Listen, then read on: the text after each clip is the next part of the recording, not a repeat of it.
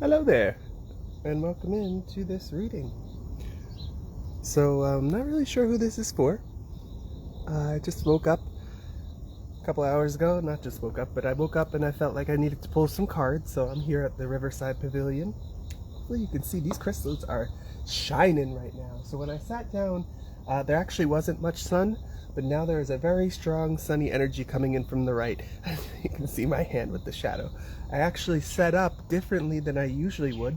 I had my tripod over here just to try something different, and noticed very quickly that I not only wasn't able to see the screen and see what I was showing, but it also, with the tripod here, cast a weird shadow. Wow, okay, so interesting horn. There's something about trial and error going on here. Very interesting. So let me, before I forget, this is the second time that I'm noticing on the decks that I have here stacked below my tripod, "Dear Past, thank you for the lessons," on the outside of one of these decks. So that's relevant. But let's go ahead and cleanse the energy, cleanse the space, calling in my spirit guides, your spirit guides, angels, ascended masters, divine and benevolent higher dimensional beings, to come forth with a very clear message for whoever might need it today. Okay, I hope you're having a wonderful day so far. I am certainly feeling well and blessed. Let's go ahead and grab, just at the beginning, a couple of signs here for who this message might be for. We have an Aries,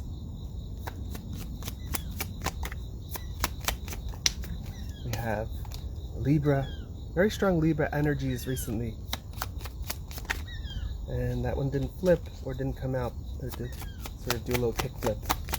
Last one, please, Capricorn. Okay, so we have fire, air, and earth here. Heavy on the earth, okay? So these might show up in anywhere in your birth chart: sun, moon, rising, Venus, okay? But take it as it resonates. Don't make it fit.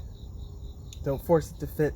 But also remember that we are all signs, or we embody and exhibit the characteristics of all signs and the expression of all signs, because we are complete human beings, and we don't just live for a part of the season, right? We don't, just because we're a Libra doesn't mean we only live and express ourselves from September 22nd through October 23rd, right?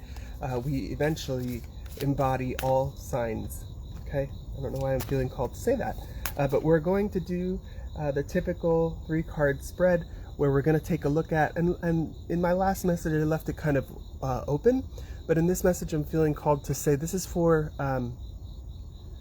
well, whenever you see it, but for about 7 days plus, okay? So about a week ahead. What's very interesting, I don't know if you can see it on the screen, but there's a spotted lanternfly just sort of walking along this black path here. I just also saw 3 birds fly very swoopily across my path, like they wanted to be seen, and that really just brought up the idea of family. Okay, also 3 of cups, which is 3 people like cheersing their cups in celebration. Okay, very interesting energies here. We're going to go ahead and use the sacred symbols to see what your opportunity is. Strongest opportunity, strongest energy of opportunity for whoever might be seeing this message for the next 7 days. Next 7 days, please. A week ahead. Wow, oh wow, that went flying. Okay, so we have guides on the ground. Let's see, can I grab this without knocking everything around? I'm plugged into a microphone, so I don't think so. I think you're gonna have to come with me. Okay. Okay. So first we have guides. So your opportunity here, it feels very strongly, is a connection. Ooh, I just got upgrade. Not upgrade, oh, no offense. But a changing of the guards. Wow, okay, so changing of the guides. And periodically, I learned recently that periodically that happens through our spiritual development and through what we're able, in terms of the energies, to handle. periodically we will have a change in our spiritual guides, right? We always have our guardian angels, our birth angels, who are when we're born, help us stay on the planet, help us stay out of the path of destruction or, death, being taken off the planet. But when we follow a path of spiritual enlightenment or ascension, sometimes the guides that we have always worked with, not that they can't help, but there are better, more suited ascended masters, angels, whatever you want to call them, who can come in with knowledge to help us elevate and grow and learn in a different fashion. So that what I'm getting here is the opportunity this week, or for the week ahead, is to connect to new spirit guides that want to come in and help you. Ooh, that's beautiful. Yeah, being called to continue with this deck. So let's just get you one or two more shufflers. Shadow Healer. Shadow Healer. If you identify in any way with being a healer in any form or fashion, whether that's physically, like Reiki healing, or more on the emotional side, like you work with children to do art counseling. I don't know why that came through. Shadow Healer, when I cut the deck, are the two cards that came out. So there might be something to do with your ability to transmute darker energies or heal the shadows in people. Ooh, that just gave me crazy chills right now. Wow. Okay, so if you are on this ascension path and you do feel like you're having sort of a shift in the guard, a shift in who might be guiding you, you might be surprised to learn part of your mission or part of your purpose here is to help people transmute or tap into their shadow aspects so that they can transmute them and learn more about them and become that complete person, right? And when I see complete person, I see that yin yang, right? There can't be dark without light. There can't be light without dark. So there's something about that, finding power in shadow, finding power in healing your shadow. Wow. And these guides want to come in and help you with that. So that is your opportunity. It feels very clear, like that is your opportunity. Some challenges. Ooh, before I was even able to ask, that one flew out. Fire.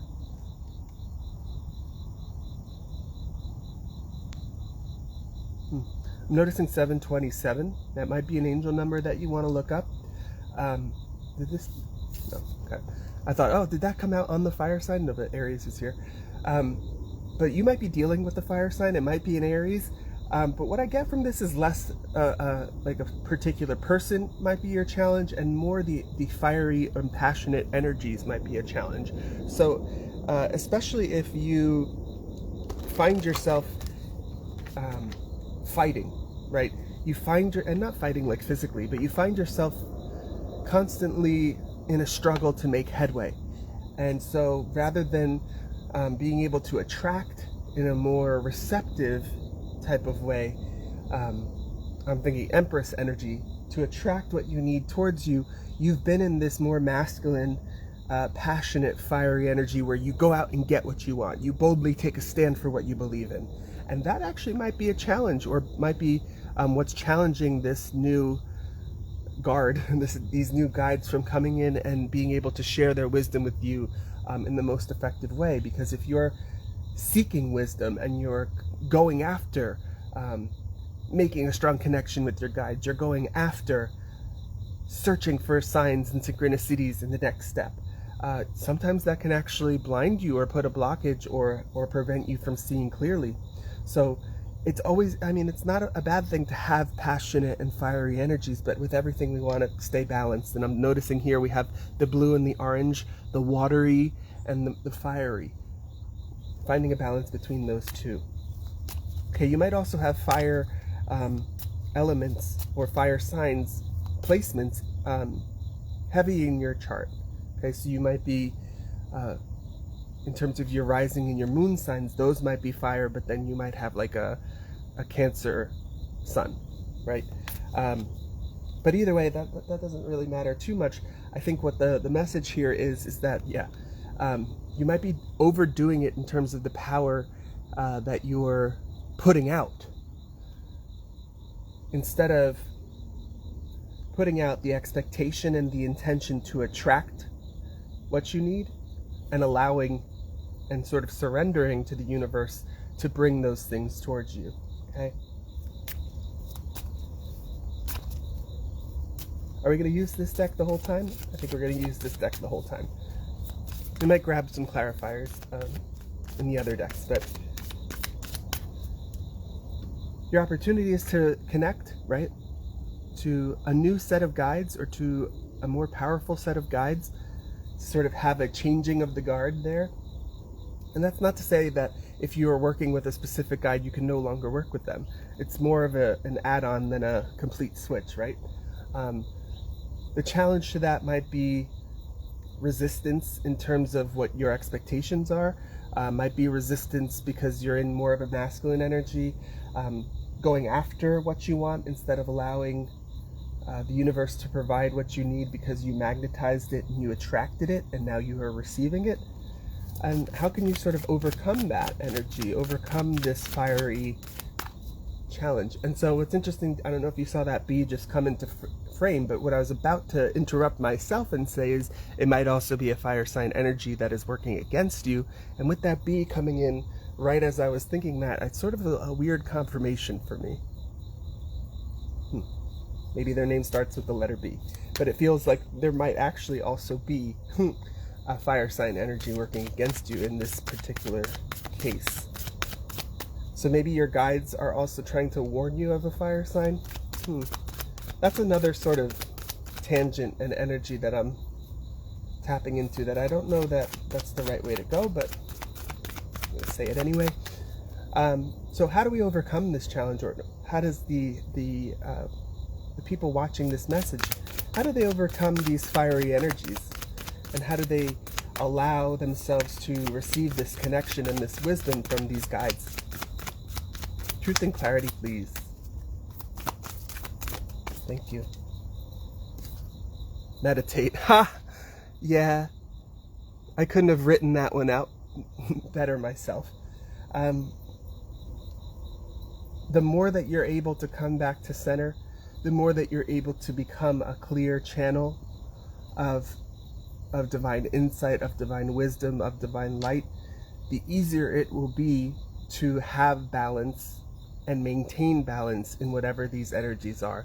The easier and stronger that connection will form in a way that would prevent anybody who might be in their more fiery energies from trying to block or get in the way of you receiving these divine insights, you making these connections with these guides. Okay? Very interesting. Okay. With release at the bottom of the deck, you might need to release a relationship with the fire sign energy as well. So meditate on that.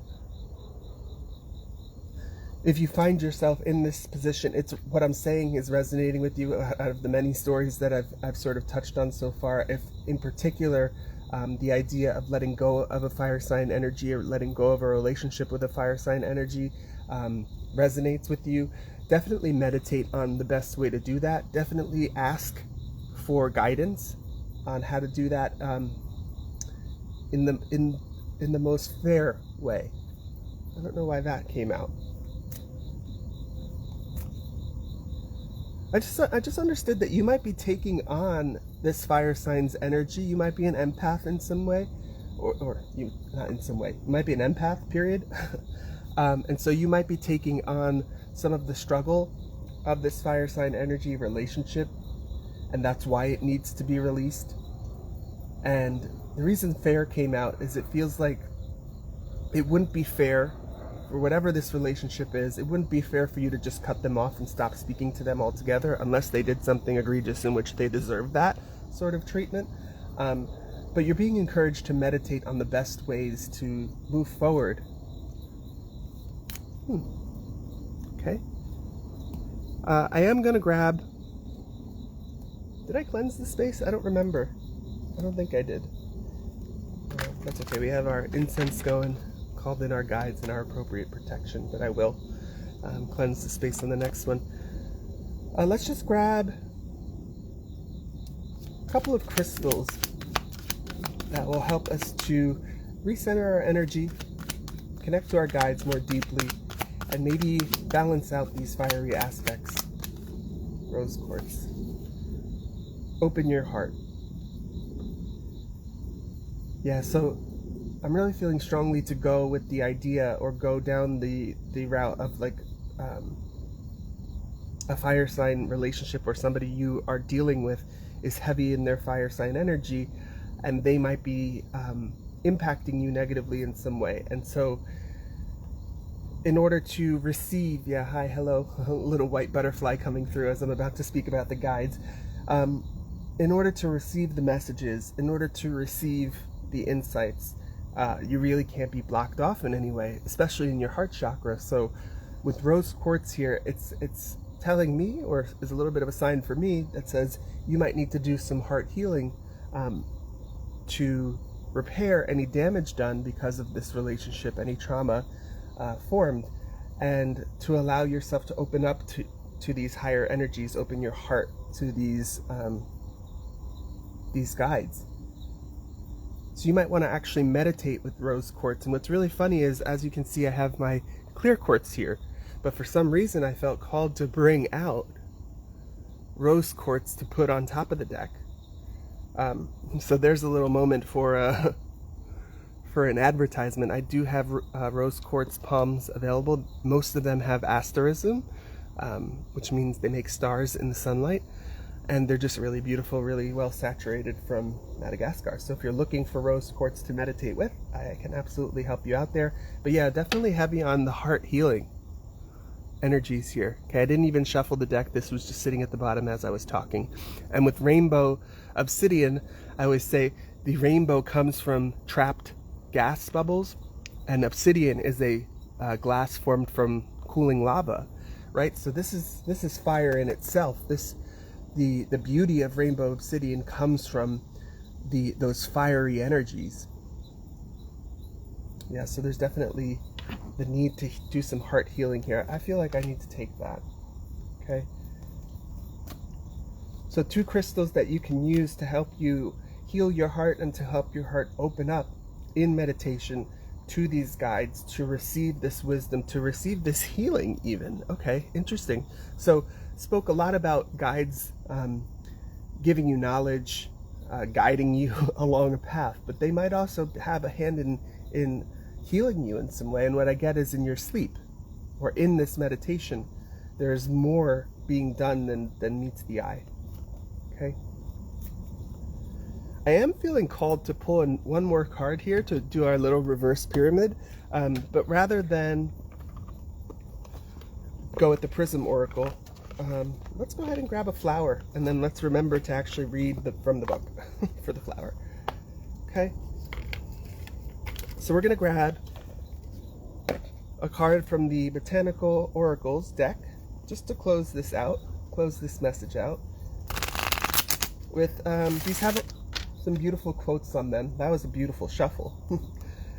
But these have some nice quotes on them, and maybe there'll be some advice as well in the book. That wasn't as nice as the last one. Let's just do one more.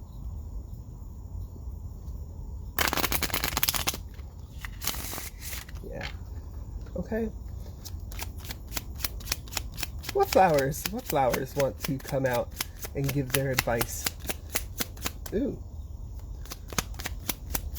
Ooh, gross. Very strong rotten egg smell just came through. Spirit guides. Yeah, thanks. Thank you. We have Camellia. Destiny. It's not in the stars to hold our destiny, but in ourselves, by William Shakespeare. Okay, so in addition to working with rose quartz, rainbow obsidian, you might want to work with white flowers of some sort. Excuse me, confirmation burp. I'm not sure I'm familiar with camellia, but I do feel there is a sort of transitiveness in the flower itself, and that you'll be able to use any sort of white flower to help you uplift, open, and heal your heart. But also, it feels like invite a sort of purity, invite a sort of clean slate here.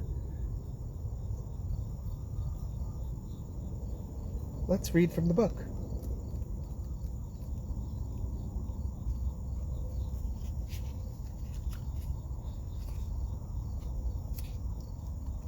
Throughout Asia, the camellia is revered as a sacred flower.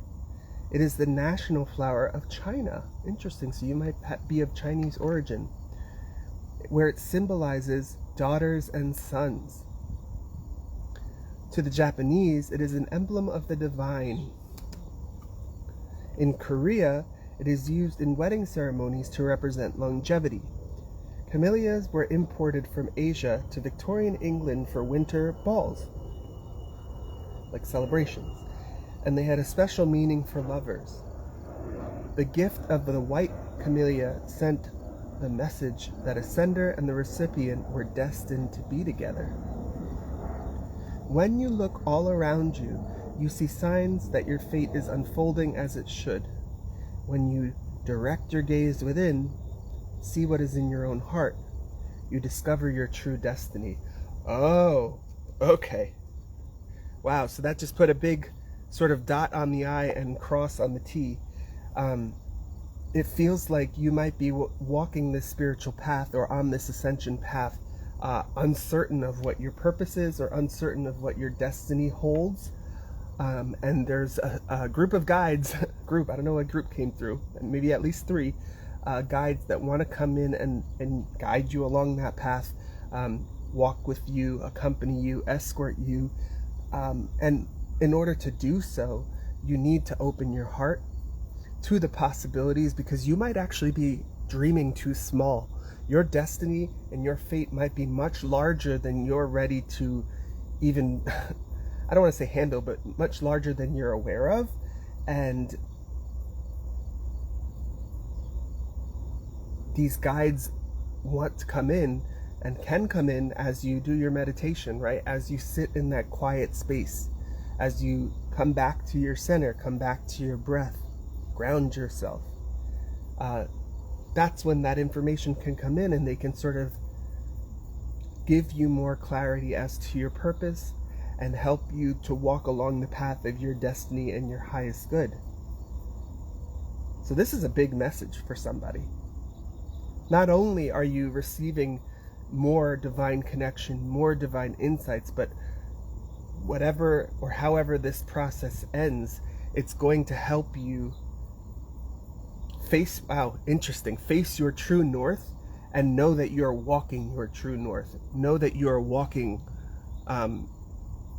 into your on your north node path. So again, I'm not an astrologer, but the north node is where we aspire to be in this iteration, in this lifetime, the energies that we aspire to move towards, the lessons we aspire to learn. And so there's a certain, and even with the way that the fire sign is pointing this direction, there's a certain, maybe you are spinning like a compass and unable to find your true north. And your guides here, when you open your heart, when you heal your heart, when you meditate, will be able to align you to that north node path so that you can walk it with grace. Wow, that's a really beautiful message. What's very interesting is that idea of a compass coming to true north came to me because I found this little feather right before I sat down, and I put it underneath my tripod, and as I was speaking about a compass and the true north, it started to spin and stopped immediately in this northern direction. So wow, a big message for somebody. The takeaway here is to commit to your meditation practice even more than you have in the past. Commit to healing your heart and opening your heart to divine guidance and divine insights, because there are guides, potentially even passed away loved ones, who want to walk with you along this path and make sure that you are supported throughout it. And it seems like a very beautiful, destined path. So good for you, whoever this message is for. Okay? Oh man, I didn't even have these cards in shot. I hope you found this message helpful. If you did, please consider giving it a like, comment below, share, and if you're watching this on YouTube and you haven't already, consider subscribing to the channel for more readings like this. This is where we part. I hope you have a wonderful rest of your day. Take care.